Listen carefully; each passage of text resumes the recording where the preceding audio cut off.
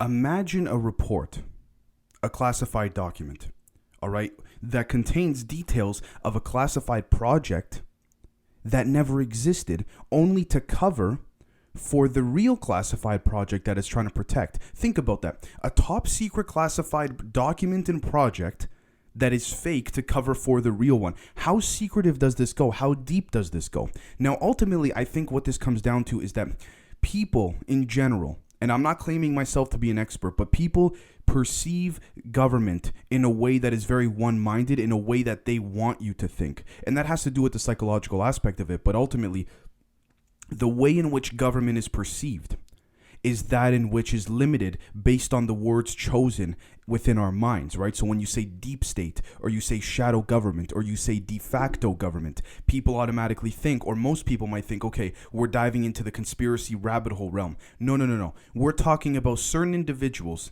that have a very human approach to sort of a secret society within the government. Now, the main reason why I'm talking about this is because I'm talking about the marriage of the private sector and the public sector in a very, very classified manner. And so we have certain people from within the intelligence community that are very close to certain people within the military industrial complex. But again, that's ultimately the private sector, in order to keep things secret. Now, this is probably the most exciting episode I've done, at least in a couple of weeks, in my opinion. Now, before I do that, I just want to give a very quick shout out to Ryan Boone. Brother, thank you so much for watching. And I promise I will get to everybody very shortly in the coming days with the rest of the shout outs. So let's get into it. Report 509. So there's a few layers of the onion, metaphorically, we got to peel back here. First off, what we're going to see here is that Report 509 officially, if you Google it, is a United Nations document talking about children and armed conflict. Allegedly,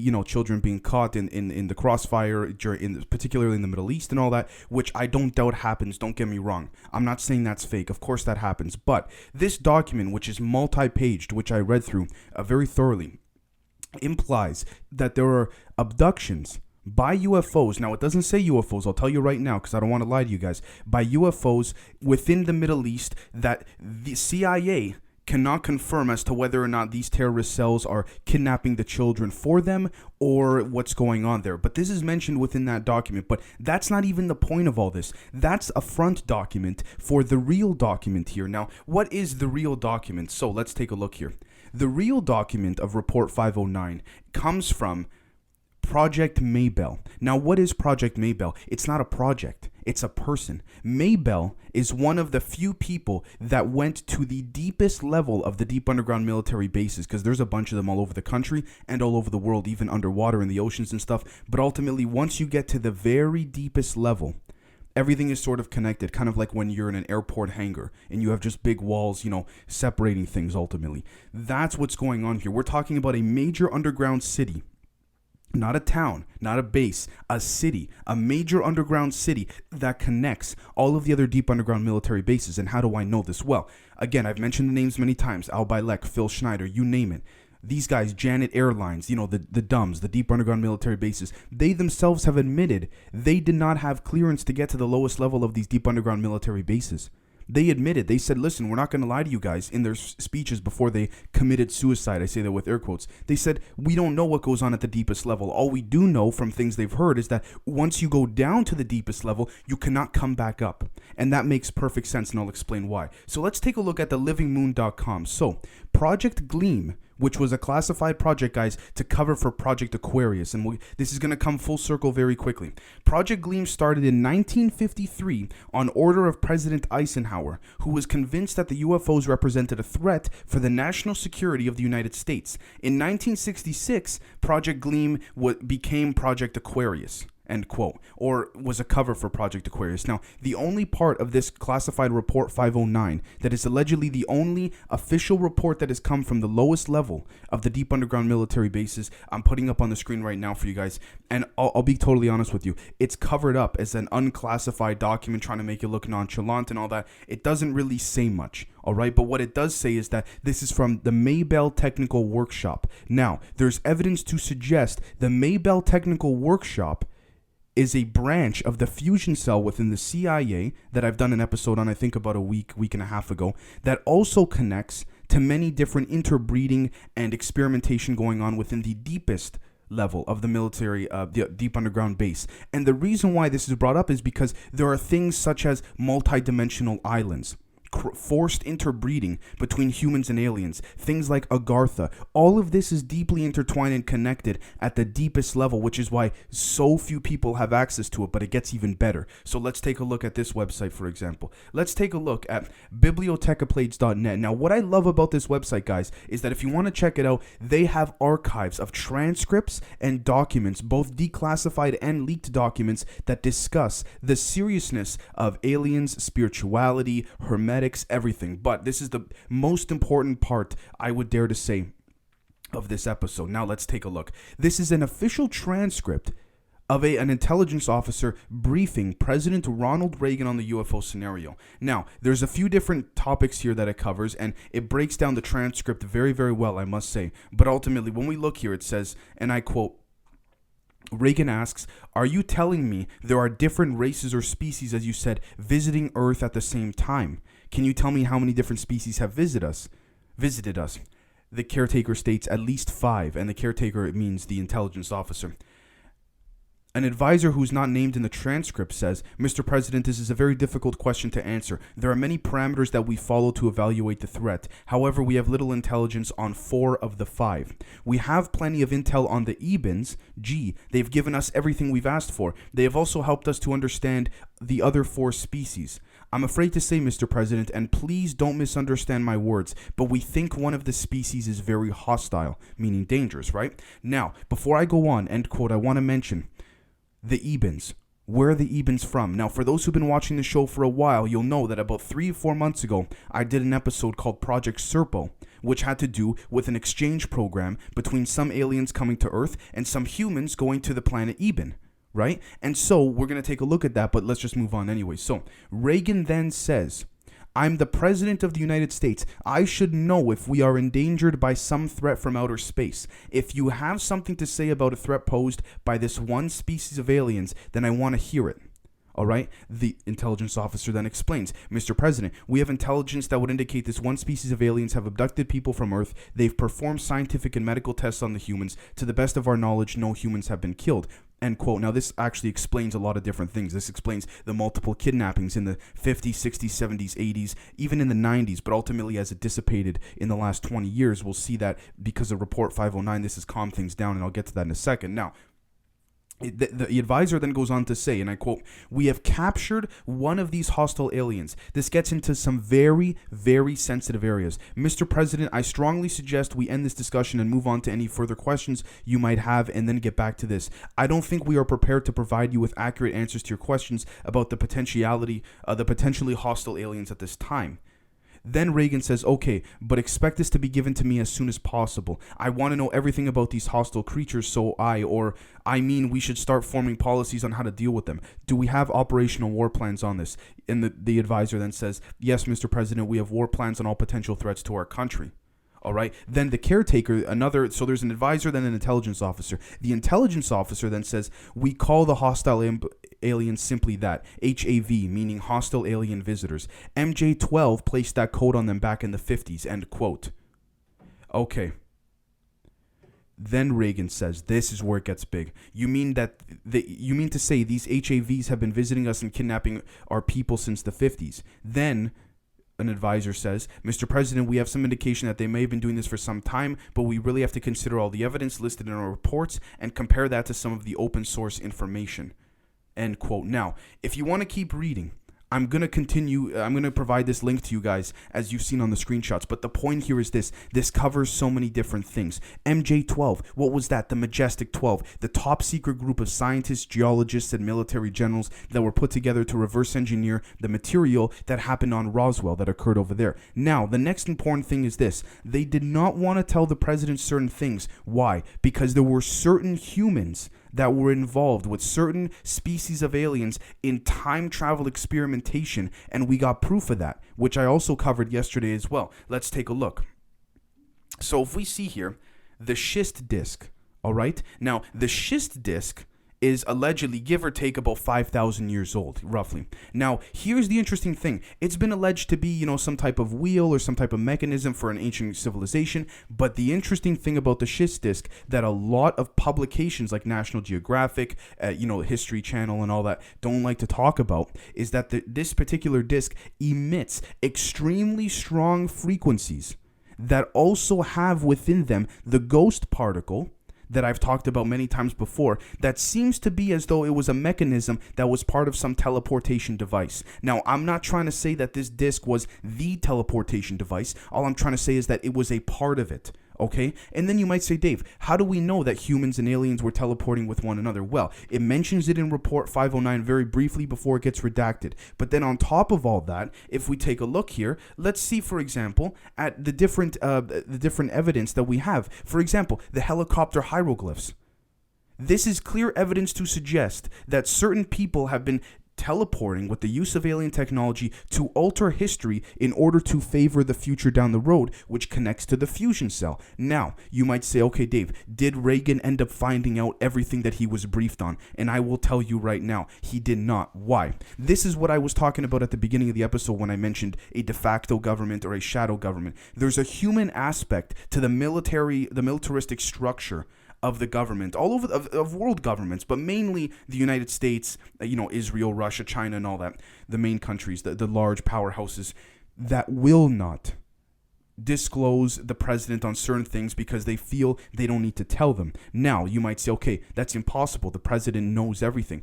Hold on a second, guys. If you are the director of the CIA, okay, and this has happened before, I'll give you some quick examples, but if you're the director of the CIA and you are responsible for deciding what you should tell and not tell the president, if the president doesn't know something, how's he going to force you to tell him about something he doesn't know? Right? And I think that's a very simple but principalistic factor that a lot of people overlook. I'll give you a prime example. If we take a look at George H.W. Bush, George Bush's father, he was before he was president, he was vice president under Reagan, I believe. And before he was vice president under Reagan, he was head of the CIA. These are the type of people, guys, George H.W. Bush, that would probably know everything. And when I mean everything, I'm talking about secrets about aliens and all that. Why? Not because he was vice president and president, but because he was CIA director and he has a long-standing track record of being involved in the military-industrial complex and intelligence community for so many years. So you don't necessarily... What I'm trying to say here, guys, is this. Your label as a politician, pardon my English, means jack shit. Okay? You could be the president and, for example, President Clinton knows things about aliens that President Obama never knew. Why? Because they choose how much they want to disclose to them, right? And they, when I say they, I'm referring to the military-industrial complex and the intelligence guys, right? But not all of them, certain ones, right? And so it's almost as though when President George H.W. Bush was asked if he should brief the president at the time, I believe it was Jimmy Carter, if I'm not mistaken. Don't quote me on that. If they should brief Jimmy Carter on the UFO stuff, President George H.W. Bush, CIA Director George H.W. Bush at the time said, no, we're not going to tell him about that. Because again, how are you going to force something out of somebody if you don't even know that it exists and they have that information? That's how the secrets are kept. And now, let's get more into Report 509 and what this discusses. So, if we take a look here, we're going to see, and again, this is bibliotecaplates.net, a different transcript, okay? And so when I quote, this talks about specifically Project Eben and the different exchange programs and things like this. It talks about how the doctrine of the aliens are the face of the manipulative extraterrestrials, end quote. Now, the concept of this is to say that ancient alien groups in the past were actually coming down and trying to instill certain religious beliefs to limit our minds, and this has been continued over time. Now, the question then becomes, are there certain alien races or things like this that take control or take precedent over the human forms of the government? This seems to be the case with an indication of the Galactic Federation that the former Israeli space defense minister spoke about. But the things I want to talk about regarding what occurs in these deep underground military bases at the bottom level is the most important thing. So again, I do have to say viewer discretion is advised for those that are going to watch or listen moving forward from now. But you ever heard of rape racks? I'm putting the picture up right now. Rape racks are a terrible thing. It's what a lot of people around the world use. I believe farmers, or I forgot exactly what business, but anyways, to make animals breed, to make animals have kids. They literally throw the animals in a machine, living, and they literally make them, it's forcible rape through a machine. Think about that, except with a human and an extraterrestrial.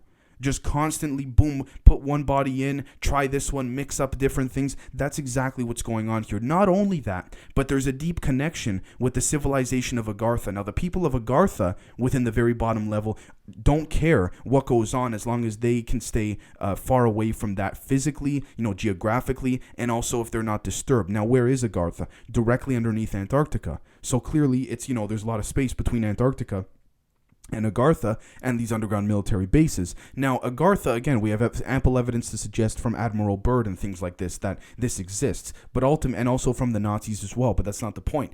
Ultimately, what's very important about Agartha is that there are certain islands that are multi-dimensional islands that are within the Earth that the deep underground military bases have gotten to ultimately, that have a contractual obligation to not touch these multi-dimensional islands because they help teleportation in the use of positive electrons, which allow for spiritual ascendance in the sense of esotericism, which directs connectly with the ghost particle in the schist disk that I mentioned earlier about how teleportation and this very strong frequencies through the use of some type of old mechanism is that of humans and aliens teleporting back and forth. Now, this is one of the reasons why these advisors didn't want to tell Reagan about every little thing, because it would literally sound like something out of a movie. And I would like to think Ronald Reagan, he was a ruthless guy. I mean, you kind of have to be when you get to that position in life or that position in politics. But I'd like to think he still had some morals. So if he knew everything that was going on, he would probably order the immediate shutdown of these operations, which they cannot afford, and they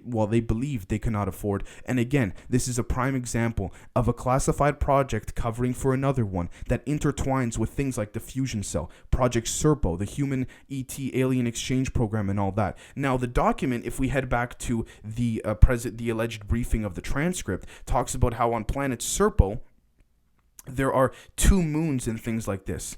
All right, and so let's see here, for example. The caretaker, which is, redacted name, says to President Reagan, Mr. President, in 1964, we were able to have our very first controlled encounter with the Ebens. Let me first give you the background. EBE was a mechanic, not a scientist. He's still able to teach us some of the Eben language. Their language is very difficult for our linguistics team, to learn because it consisted of tones, not words. However, we were able to translate basic words. EBE showed us their communication device. It was a strange-looking device that had 3 parts. Once assembled, the device sent out signals, something like our Morse code system, although there was a problem. End quote. Now, long story short, this had to do with the communication device retrieved from the 1947 Roswell crash, but this is also the connection. The device he's talking about is the schist disk. And so you might think, how the hell is a 5,000-year-old device connected to something in today's day and age, or something, from the 80s or 90s? How the hell is that even possible, right?